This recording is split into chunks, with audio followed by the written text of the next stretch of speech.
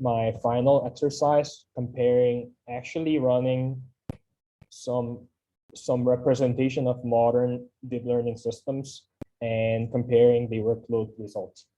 Here, I want to run NVIDIA's DGX2 pods and Google's Cloud TPU and run VGG16A like vision model and GPT-3A language model using some different parallelization strategies and compare the results of the workflows on these two different topologies. So first, I have to create the network file as always. So I just want to squeeze out the only abstraction of those two topologies. So this is the topology view of NVIDIA's DGX2 architecture. The bottom line is that they are connecting 16 GPUs using NVLinks and NV switches. So here, per each GPU perspective, each NVLink bandwidth is 25 gigabytes per second, and 6 NVLinks per GPU are utilized. Then you can scale out multiple DGX2 using an InfiniBand like switch, basically offering you 6.25 gigabytes per second for each GPU. This is a 2D dimensional architecture topology, DGX2. So this is how I represent this in ASTRA-sim's analytical network backend input file format. Now you have two dimensions, which is basically first dimension is NV switch and the second dimension is InfiniBand switch. So that's why every topologist for each dimension is switch. And the first dimension, there are 16 GPUs connected, and I want to use 16 DGX2 boxes in total. So effectively, we are simulating 256 GPUs. And links count, as always, I just show here, per each GPU, 6 NVLinks are used in the NV switch dimension. But for InfiniBand dimension, we are just using only 1 links.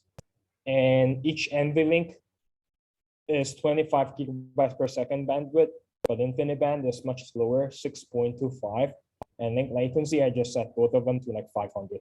So this is the representation of that DGX2 box. In total, having 256 GPUs. And because now we are using two-dimensional topology, the Ulrich algorithm should also be changed into hierarchical.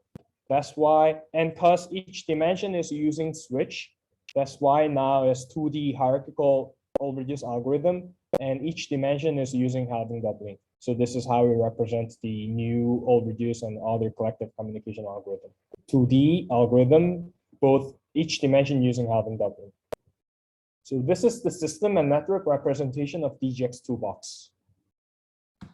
We can do the very same thing with Google's Cloud TPU architecture. So this is the Cloud TPU architecture paper, especially TPU version 2. This is nothing but 16 by 16 2D torus. So again, like in total, 256 TPU version 2 are utilized on this architecture. And those links shown here are like ICI, intercore interconnect, and their bandwidth in their paper is set to be 62 gigabytes per second. So here, instead of switch, the network file will have like 2D torus, ring. It's still 2D topology, but instead of switch, it's now ring. Unit count is like the same 16 by 16. In total, 256 TPUs are simulated.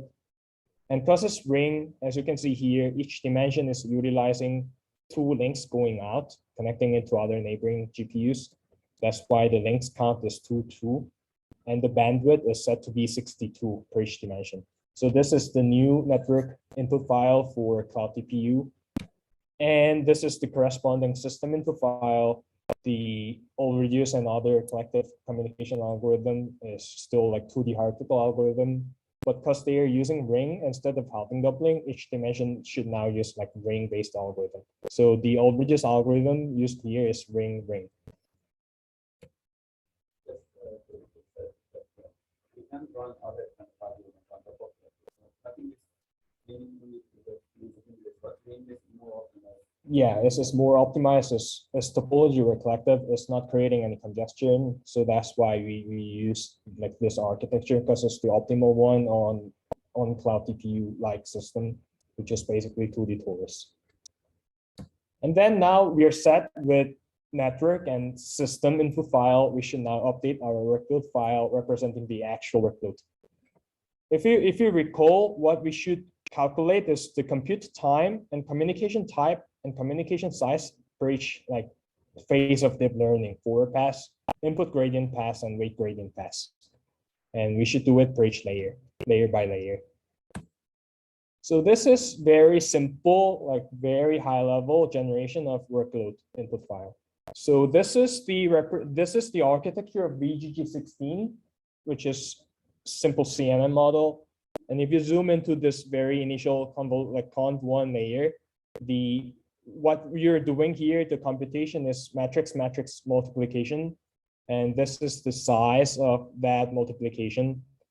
So you can, from that, you can mathematically calculate how many operations are required. And I get this number from the TPU paper that they are supporting 46 teraflops operations. So if you divide those two, we get, this is approximately this first layer. The compute time will be roughly 3,500 nanoseconds. But again, this is one way of just getting compute number. What you can do is you can generate your own GPU simulator and do this matrix multiplication simulation. You may get some different number.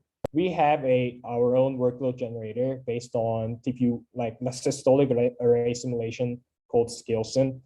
There's also one way you can get this compute time. So this is offline work from ASTRA-sim. What we should do in the end is just get some compute number.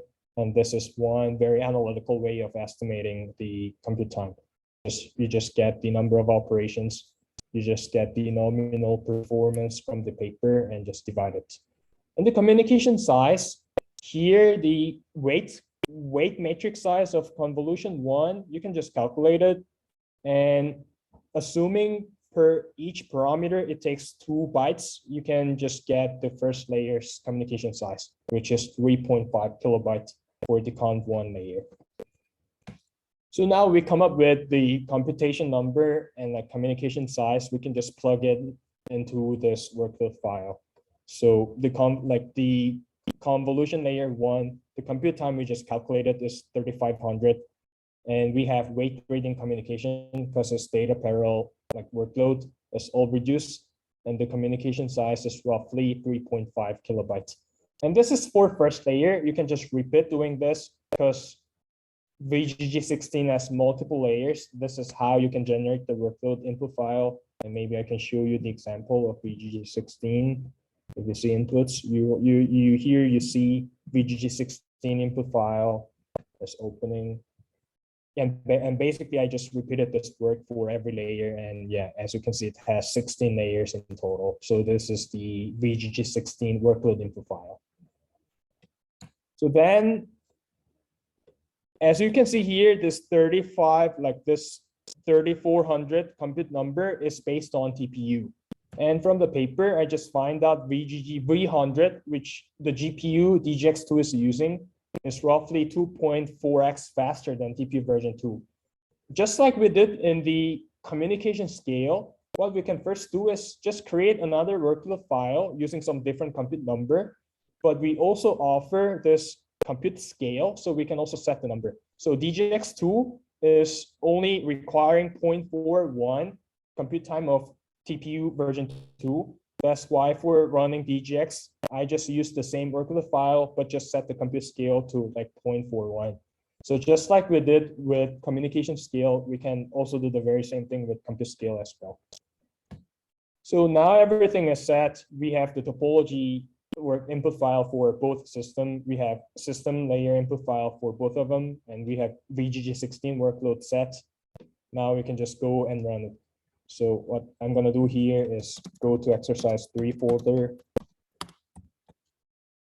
and build the ASTRA-sim just to make sure it's up to date, and run exercise 3.1. And now it's running VGG16 for both of topologies. Now it's done. And here they properly dumped the result. And I just pasted it here. Now, because they have compute time is not 0 anymore. And because the V100 GPU was much faster than TPU, the compute time was much faster for DGX. But somehow the communication, it took much time on, I mean, VGG16's communication pattern was adverse for DGX2 like system. That's why they had more exposed communication. So in total, even though TPU's compute was much slower, their communication was much more effective. And that's why in the end, TPU run VGG16 workload much faster.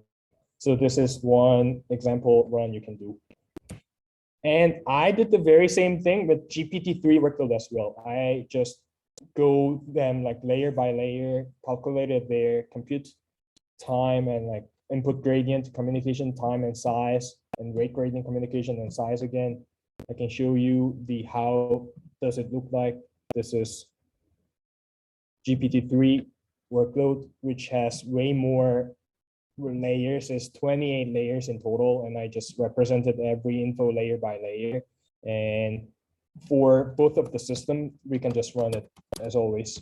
I just changed the workload from VGG into GPT-3. It takes much time to simulate.